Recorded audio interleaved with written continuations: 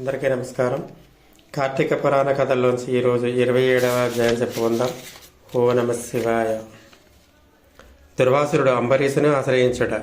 మరలా అత్రి మహాముని అగస్త్యునకు ఇలా వివరించెను. కుంభసంభవ, ఆ శ్రీహరి దుర్వాసుని గురించి ఇంకను ఇలా చెప్పసాగాను.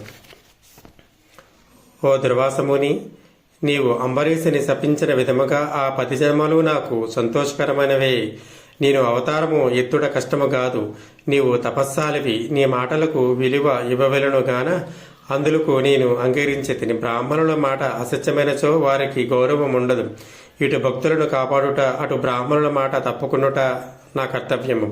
నీవు అంబరీషుని ఎంట భుజింపక వచ్చినందులకు అతడు చింతాక్రాంతుడై బ్రాహ్మణ పరివృతుడై ప్రాయశ్చిత్తం చెంది ఉన్నాడు. ఆ కారణము వలన విష్ణు చక్రము నిన్ను బాధింపబడెను. ప్రజారక్షణమే రాజధర్మము గాని ప్రజాపీడనము కాదు. ఒక బ్రాహ్మణుడు దుష్టుడైనచో వారిని జ్ఞానులకు బ్రాహ్మణులే శిక్షింపవలెను. ఒక విప్రుడు పాపి అయిన మరొక విప్రుడే దండించవలెను. ధనుర్బాణములు ధరించి ముష్కరుడై యుద్ధమునకు వచ్చిన బ్రాహ్మణుని తప్ప మరెవరిని ఎప్పుడూ దండించకూడదు. బ్రాహ్మణ యువకుని దండించుడు కంటే పాతకము లేదు. విప్రుని హింసించిన వాడును హింసింప చెయ్యు వాడును బ్రాహ్మణ అంతుకునని న్యాయశాస్త్రములను ఘోషించున్నవి.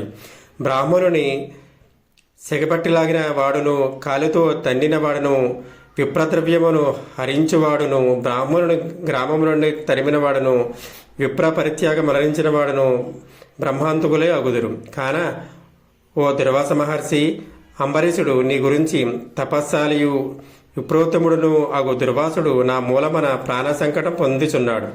అయ్యో, నేను బ్రాహ్మణ అంతుడనైతేనే అని పరితాపము పొందుతున్నాడు.